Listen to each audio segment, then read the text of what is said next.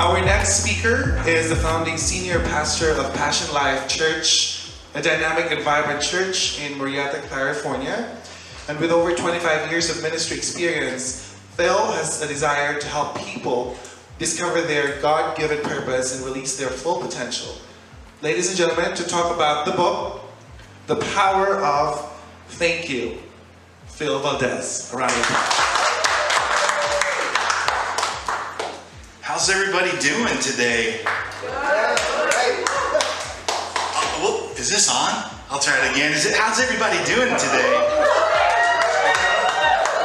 It's doing good. Good. Have you enjoyed San Francisco? Anybody? Have you had a chance to see it at all? Yeah? No, not really? All right. Well, we did.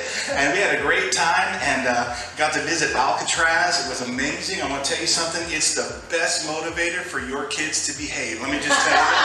My wife is here. My son is here. We took a trip to Alcatraz. It was amazing. And we were walking through the cells and he said, Dad, what did this guy do? I was like, this guy, you know what? He didn't make good grades. That's what he did. And I said, what did this guy do? He's like, well, he didn't obey his parents. And so great motivator. No, my son is a great kid. He does great in school. But I'm happy to be here. And I'm from Murrieta, California. And I want to thank, before I just leave, I want to thank James Dodge and all the ReadersMagnet team. Can we give them a good round of applause? Here's what was interesting. My wife really liked this one. It says, British researchers found that one smile can generate the same level of brain stimulation as 2,000 bars of chocolate.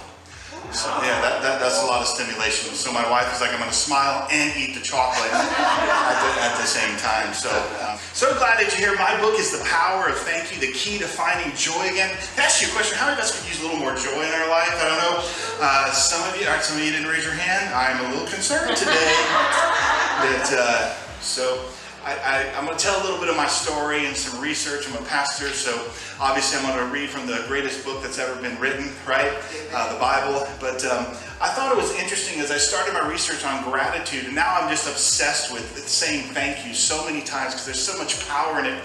I think that we don't really recognize that. But a guy by the name of James Frost said this: a grateful heart is the beginning of greatness. It is an expression of humility. Would you say that with me? Would you say humility?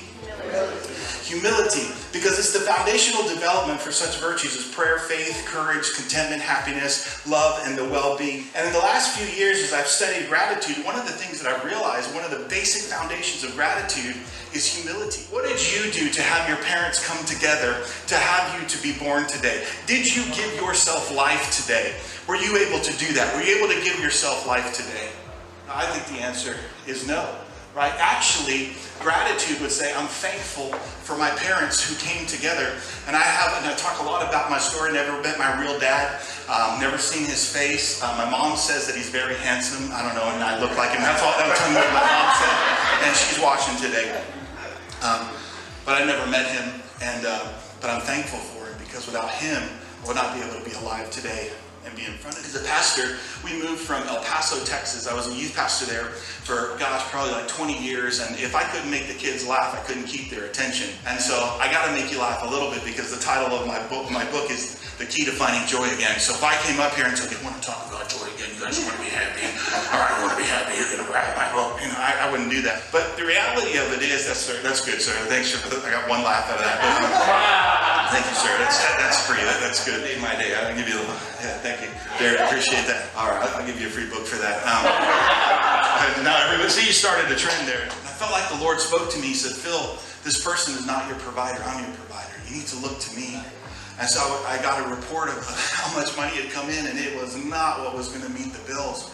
And I got frustrated. I don't know if you got frustrated, but I felt like the Lord told me, he said, Phil, why don't you be grateful for what has come in instead of always focusing on what you don't have? And that just triggered that story of the 5 loaves and the 2 fishes. And I said, you're right, Lord. I'm always focusing on what I've lost, what I don't have, and I've become ungrateful. And one of the things that I've learned about grace is not only grace, charis in the New Testament, and thanksgiving is the word eucharisto, but the word joy in Greek is chara. So grace is actually the root word of thanksgiving and joy. You know how I met my wife? because 14 other girls broke up with me.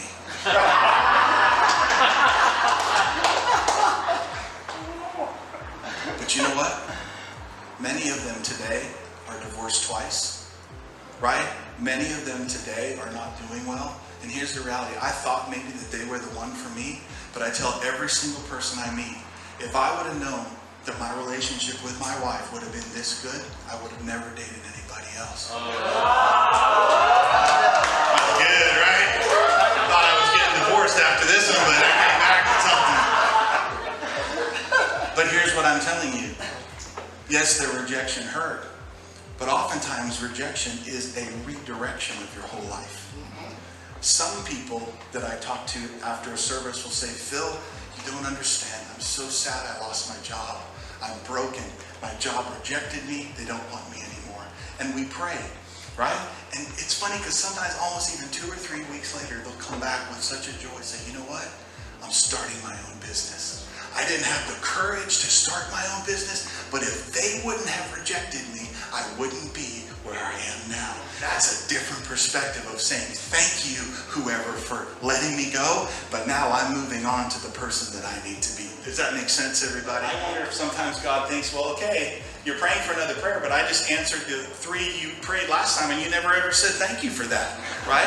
Right? Because we just get entitled. But I want to make sure I always have that heart of gratitude and grace. Because if I have a heart of gratitude and grace, then I'm going to be graceful to people. And I think that's so important. You cannot give what you don't have. And so hopefully I was graceful for you today. So, all right. All right, thank you. Ladies and gentlemen, Phil Valdez. I have a couple of verses. If you'd like some, I'd love to give it to you.